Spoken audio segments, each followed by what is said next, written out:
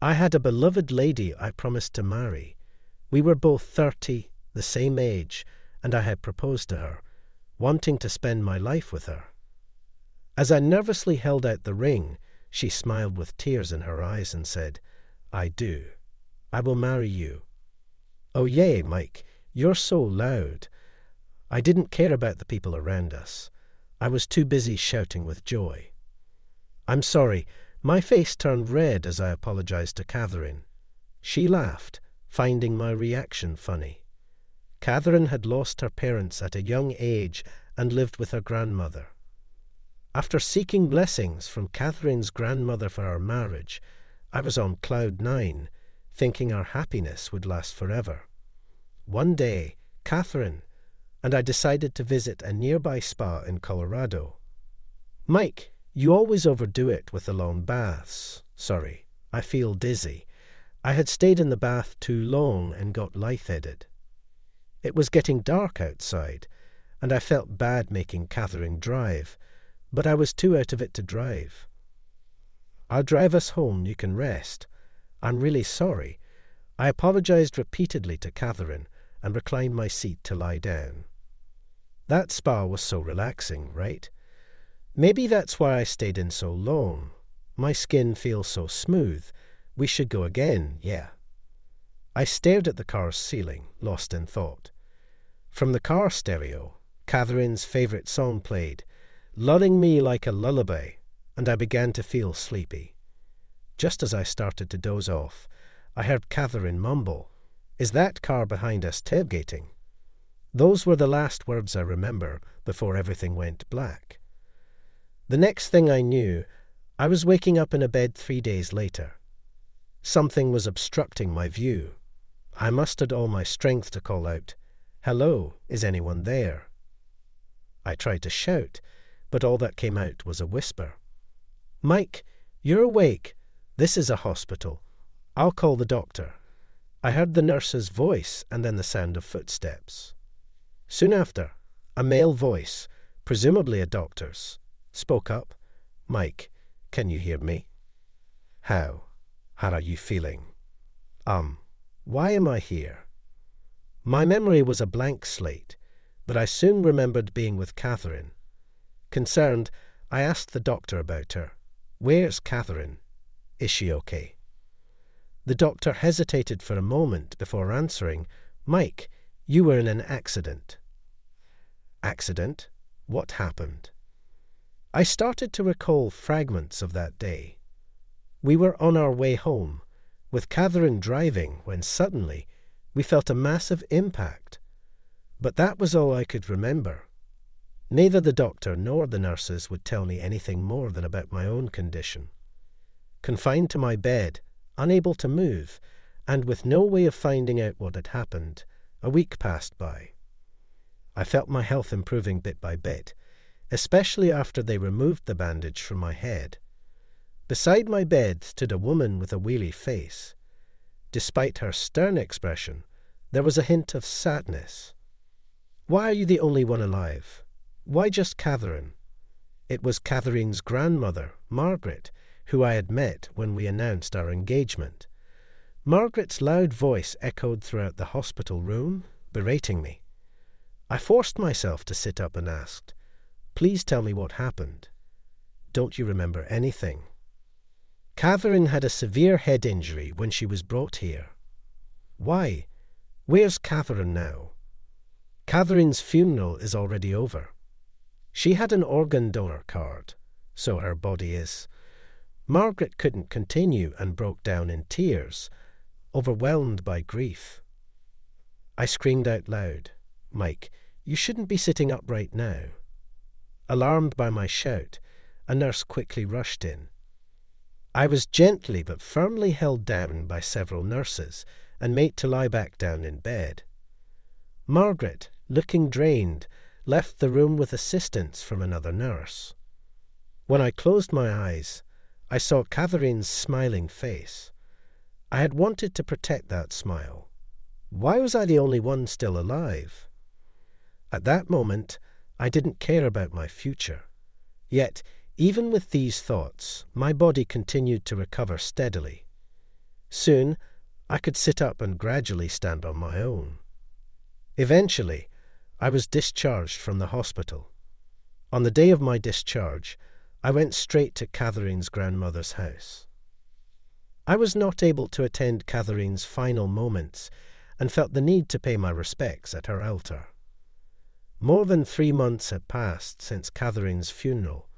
Relying on my memories, I reached the front of Catherine's house. With trembling hands, I pressed the doorbell. After the chime, a woman's voice answered, "Yes, who is it?" "It's me, Mike. Pardon." She seemed not to recognize my name. I was her fiancé. May I pay my respects to her? Before I could finish speaking, the front door flung open. As I approached the door, Margaret stood there, her face stern. Without warning, she hurled something at me. "You good-for-nothing. How dare you show your face here? I never want to see you again. Just leave." Silently, I accepted Margaret's anger. She looked much frailer than when I first met her. She must have been devastated, having lost Catherine, her only grandchild and family. Feeling her pain, I was left speechless outside the front door. After her outburst, she broke down, falling to her knees in tears. I tried to approach and comfort her, but she said, "Don't touch me. I don't need your help," and stormed back inside, still showing a strong front. I couldn't say a word. I bowed slightly to the empty entrance and left. From then on, I frequently visited Catherine's house. I desperately wanted to pray in front of her altar. No matter how many times I visited, Margaret's attitude remained unchanged. She would just yell at me. Unable to say my goodbyes, I wasn't even allowed to offer my prayers in front of Catherine's portrait. Feeling lost, I returned to my job. I kept telling myself that I needed to be strong, to live a life that wouldn't shame Catherine's memory. So I returned to my previous workplace. There, everyone offered their condolences. Each time, I felt a resurgence of loss and sadness. Still, I immersed myself in work. If I didn't stay focused on something, tears would flow. I couldn't imagine being with another woman after Catherine. Work was different. If I worked hard, I could see the results. That's why I worked all the time. Then, one day, I received a call on my phone from Margaret. For a while, I had visited her frequently, but then I stopped, thinking my visits might be prolonging her grief. Before I knew it, a year had passed since Catherine's passing. "Hello, is this Mike Jess speaking?" Hesitantly, I pressed the call button as I recognized the unfamiliar number on my phone's display. "It's Margaret Catherine's grandmother, Margaret.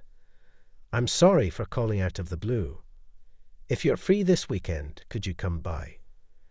I assumed she was inviting me for Catherine's first-year memorial service. That weekend, I visited Margaret. "Thank you for coming. Please come in." Margaret, who came to greet me at the door, looked even more frail and seemed lacking in energy. "I brought these. They are from Catherine's favourite pastry shop. Could I offer them in front of her altar?" "That's very thoughtful of you, thank you." I sat in front of the altar and stared at Catherine's portrait. She was captured in a moment of radiant happiness. Such a lovely picture, I murmured to myself while I was praying and gazing at Catherine. Margaret spoke from behind. "It's a beautiful picture, isn't it?" "Yes, very much so." Tears flowed naturally from my eyes. "Oh dear," Margaret remarked, handing me a tissue. "I'm sorry for all the times I yelled at you and turned you away." She bowed her head. "Please raise your head. It was my fault. I shouldn't have let cuffing drop." "No, neither of you are to blame. It was the drunk truck driver. I took out my unplaceable anger on you. I made you suffer." "I'm so sorry. My health hasn't been great lately." "I've been worried about what will happen to Catherine's memories after I'm gone. so I wanted to reach out. Are you okay? Is your health all right? It's a selfish request, but when I'm gone, could you visit Catherine's grave for me? Margaret handed me a piece of paper with the address of the cemetery where Catherine was buried. Please don't say that. I felt a deep pang of sorrow looking at Margaret's sad face. There's also something else I wanted to give you, which is why I called you here today. Margaret placed an envelope before me. The front read, "To the family of the heart donor." What is this letter? It's from the person who received Catherine's organ donation. Please read it. I took the letter carefully, unfolding the neatly folded paper. Inside, upon unfolding the neatly creased envelope, it was densely filled with handwritten words. It contained expressions of gratitude from the person who had received Catherine's heart through transplantation.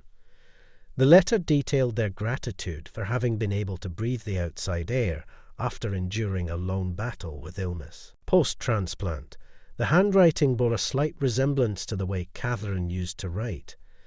The note was adorned with rounded, endearing characters at the corners. Catherine's heart, it's still beating inside someone else. Margaret nodded in silent agreement. It wasn't long before Margaret passed away.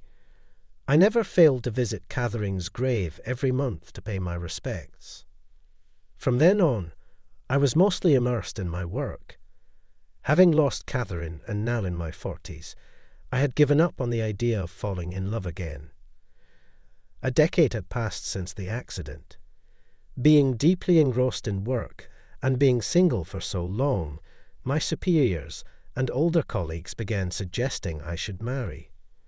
There were only older female colleagues, except for one part-time lady, and they seemed concerned about my bachelor status, even broaching the subject of arranged dating.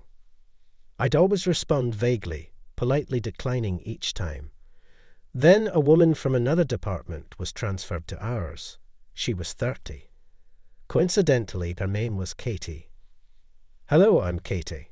Nice to meet you all," as she introduced herself with a bright smile.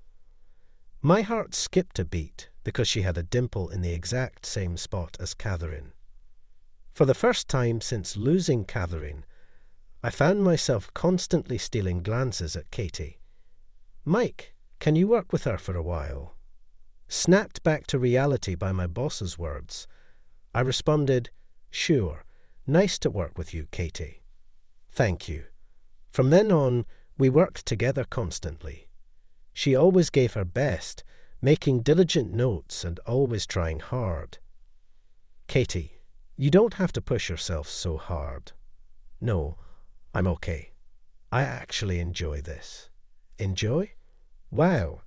I can't even remember the last time I felt like that at work." We both laughed. And then she said, "I have been hospitalized for a long time, so I'm just happy I can work now." "Oh, I see. I'm glad you're doing better now." "Yes," Katie responded with a vibrant voice and a cheerful laugh. Her smile at that moment reminded me so much of Catherine, almost making me wonder if they were related. From then on, I found myself longing to see Katie smile and began engaging in light-hearted conversations with her more frequently. When Katie started getting used to working alone, and I was away from my desk for a bit, I found a sticky note on my desk saying I had received a call. Reading the handwriting of the note, I was taken aback. It was strikingly similar to Catherine's handwriting. The characters with their rounded corners looked so adorable and familiar that it took me by surprise. "Katie, did you write it?" "Yes, you had a call a moment ago. They want you to return it when you can." "Oh, okay, thanks." She simply nodded and returned to her tasks. For some reason, I couldn't discard that sticky note and kept it in my pocket. I started to feel that Katie was becoming a significant presence in my life. Around this time, an older colleague started suggesting arranged dates for me. "A friend of mine has a daughter, and I mentioned you." "What?" "She's interested." Why not meet her, just for a chat? No, I really don't. Just meet her. Come on, no. No matter how many times I refused, my senior coworker persisted, trying to get me to say yes.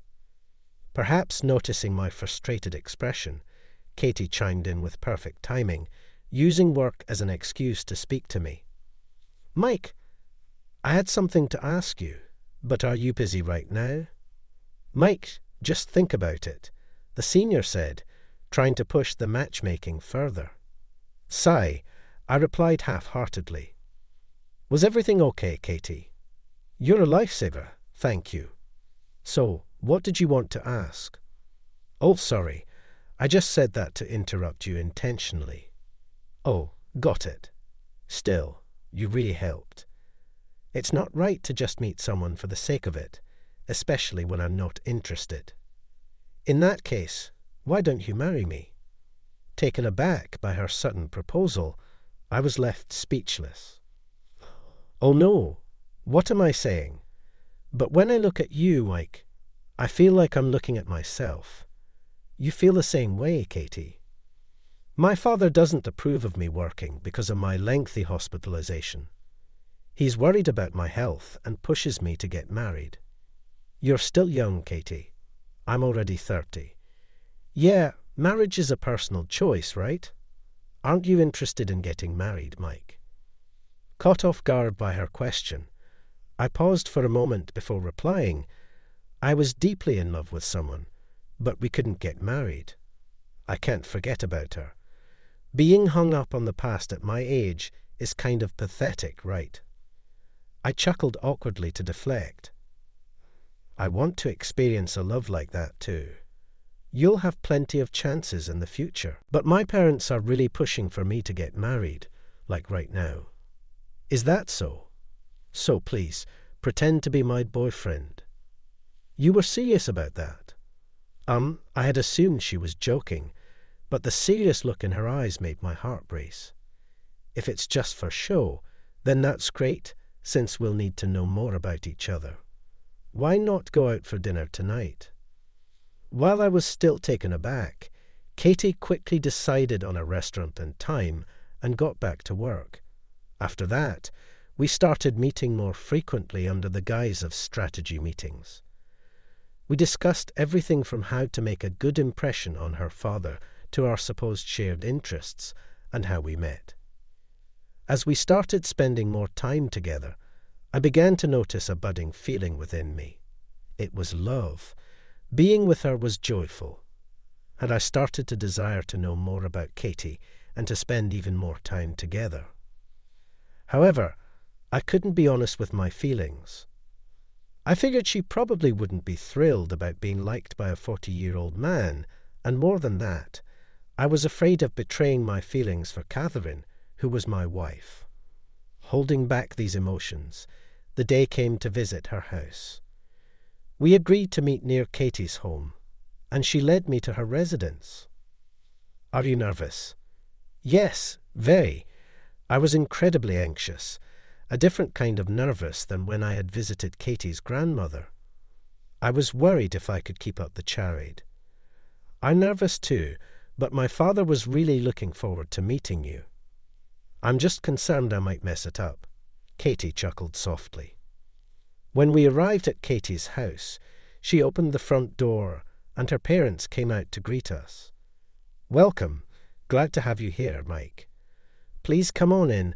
Suddenly hearing my name from Katie, I was startled. Oh, thank you. I removed my shoes and stepped in, offering the gift I had brought to her father. Here is the gift for you. I hope you like it. Her father just stared at me, not making a move to accept it. Oh dear, thank you for your kindness. Katie's mother graciously accepted it in his stead. I had assumed they would be welcoming since Katie had told me they were eager for her to marry. However, her father's gaze felt penetrating, making me feel exposed. They led me to a traditional sitting room where her father took a seat across from me. Katie, claiming she would help her mother, left me alone with him. Without wasting any time, her father spoke up. I apologize for making you go along with Katie's charade. No, it's... I hesitated, revealing my uncertainty. Look, I desperately tried to smooth things over, but it felt like Katie's father could see right through me. It's my fault. I shouldn't have rushed her into all these matchmaking meetings, resigned. I didn't refute his claims, and just listened silently to what he had to say. She had been hospitalized for a long time in middle school. We discovered she had a serious heart condition. Yes, I heard she was hospitalized. It worsened to a point where a transplant was necessary. Fortunately, a donor appeared, and thanks to that, she's now as healthy as you can see. A donor. When was this? It was when she was 20, so about 10 years ago. In my mind, I pictured Catherine's face. I was wondering, perhaps she looks so full of life now as if she never battled illness. But as her parents, I hope she marries a good man and has children soon. As we talked, Katie entered with a cheerful voice, saying, I made a homemade cake. Keep what I told you a secret from. Her father put a finger to his lips, signaling for silence. What were you two chatting about? Just reminiscing about your past. I had a pleasant time with Katie's parents and went home that day. After debating whether to tell Katie what her father knew, I decided to reveal the truth. After work, I called her to a nearby park. I'm sorry for calling you out here. I wanted to thank you for the other day. Truly, thank you. And about the other things. Katie seemed hesitant, like she wanted to say more. Without noticing her discomfort, I revealed that our secret was out. What? Dad knew. He hasn't said a word since the day you came over. Parents are sharp, aren't they? He actually asked me to keep it from you, but I've been thinking. I want our lie to be the truth. What do you mean? Maybe I got ahead of myself when you mentioned marriage, but I felt that I could fall in love with you all over again. I want to know how you really feel. I also want our lie to become our reality. As Katie confessed this, her face turned bright red. From there, our relationship, which began on a lie, turned into a genuine romance. I've always wondered, why did you ask me to pretend to be your boyfriend? Well, during my hospital stay, I had a teddy bear that looked a lot like you, and something about you felt familiar, like I'd known you before, so I thought you'd be the perfect choice. I see. Seeing Katie's puzzled look, I chuckled. That sense of familiarity, I wondered if it had something to do with the heartbeat of Catherine's heart inside Katie. But my love for Katie wasn't a substitute for Catherine. After 10 years, I took out the photo of Catherine's smiling face from my wallet. I placed that photo, along with the letter addressed to Catherine, deep inside a drawer. Thank you so much. Please keep watching over us. I murmured to Catherine's photo. I hope you enjoyed this. Your subscription to our channel really motivates us. See you in the next video.